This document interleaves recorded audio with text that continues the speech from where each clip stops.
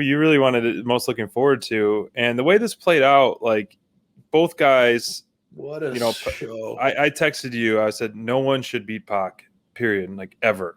He is so good in the ring, period. He is so good.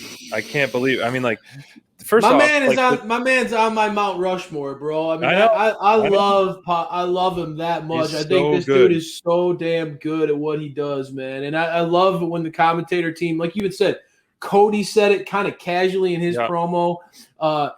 Tony Schiavone, when Pac was coming out to the ring, just pound for pound, there's nobody better than this man. And it's the truth, dude. Like, this guy is just damn good at what he does, man. I mean, just how crisp his offense is, the pacing of his matches. This match was like a bully, just beating up the young. Like, Pac literally came across like a bully in this match. He was just absolutely ragdolling OC for the majority of it. Oh my gosh, he dominated it. Like, it was so great. You know that I was beaming. I loved this match. I thought it was perfectly played. It showed OC's kind of his underdog mentality and sort of his that dude he's always kind of even keel and chill. Yeah. And I felt like that played well in this match where, he kind of was messing with Pac at times and getting Pac flustered and frustrated. He stayed cool, even in the heat of the moment. And an angry Pac is a very bad thing, dude. So I thought this match played out brilliantly. I agree, man. But before I talk about the match a little bit, when was the last time we saw Death Triangle come out as Death Triangle?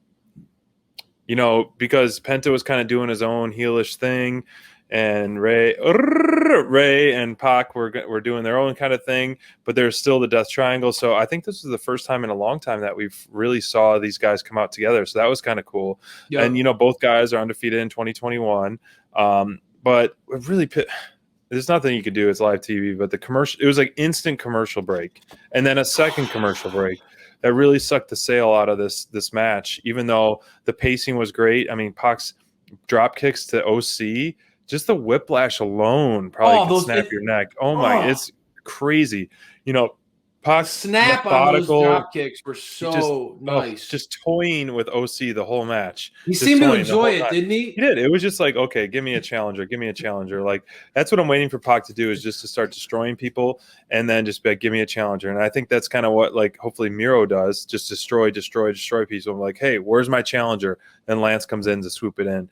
But I definitely think he was hurt, like we were just chatting. But I thought the audible, Don Callis coming out, not even with the shades on, maybe that was a quick audible to kind of buy some time and check on OC and maybe just, finish the match because of he really legit was hurt, or Pac's just too dominant and and he just hit him too hard. So I mean, as much as I love Pac, I wouldn't want to get in the ring with that angry son of a bitch. I think he was definitely taking out some frustration on OC tonight. And I think he was trying to prove a point. True, and he definitely proved a point, and it's no surprise. Like, I mean, I know it's a marathon, not a sprint, but like when everyone says Pac is like the best in the world, like, at what point does he become the best in the world? Alex, when we interviewed Alex Reynolds, you remember? Like, he even said, like, this is the best dude on the roster. You think he eventually should dethrone Kenny? Like, even obviously, it's not going to happen anytime soon, but. Even Moxley, was talking about how he'd love to do a tag title run with him. Like, that's how much everybody loves this guy.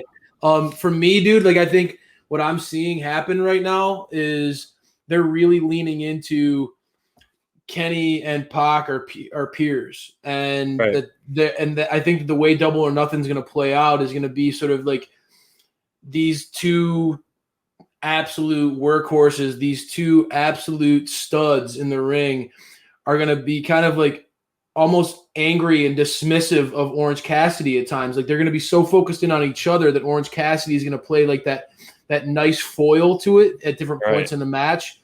I really like how that's going to play out. I really think that, like, there's going to be so many moments where you're going to see Pac and Kenny focusing in on each other almost at an expense of the match, and Orange Cassidy is going to kind of swoop in and have those big moments and kind of catch them off guard because they don't take him seriously. I mean, and if you're and honestly, you heard Kenny last week laughing hysterically at the potential of facing Orange Cassidy for the title defense. Right. You saw tonight Pac just absolutely manhandle him. So you got to think Pac's, and this dates back to when they fought the first time. Pac kind of looks at Cassidy as a joke and an embarrassment to professional wrestling, and so you kind of see the writing on the wall. This is story. This is where the story is going, and I think that there's going to be a point when Cassidy's going to kind of almost sneak that win, almost steal that win, and going to kind of catch their attention. Please don't be a roll up. But for me, if you're asking me, I mean, brother, I love what's happening in AEW right now. I mean, like the potential of Pac as a world champion and Britt Baker as the women's champion. I don't think that you could. I mean, if I was literally writing it out, I couldn't do anything better. Those are my two favorite wrestlers in the company, and really in the world. Britt Baker's my favorite women's competitor and favorite women's personality in professional wrestling. And Pac's my favorite wrestler on the planet, and it has been for a long time. So if you're asking me, man, I love where AEW is going with this. Do I think that Pac's going to dethrone Kenny now? No, I think that this is where you kind of have that triple threat stipulation where you still get the bang for your buck out of having Kenny and Pac go against each other, which is like – For guys like me who just mark out at work rate and the intensity in the ring, you're gonna love that. And then you have that casual draw too of the personality of Orange Cassidy. I really love the way that they're kind of pushing it all together, and it's gonna protect the outcome. You don't want to see Pac lose one-on-one against Kenny, especially given their story. I mean, Kenny talked about it. Pac's one of the only guys on the planet who have beat him and really done it emphatically, and pushed Kenny to his limits. So you want to protect that story, and I think down the road, AEW is always good at giving us the breadcrumbs.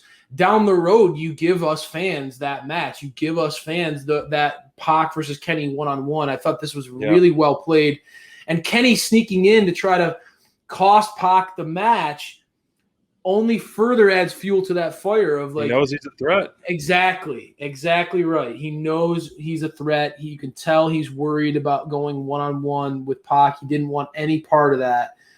Really well played story tonight.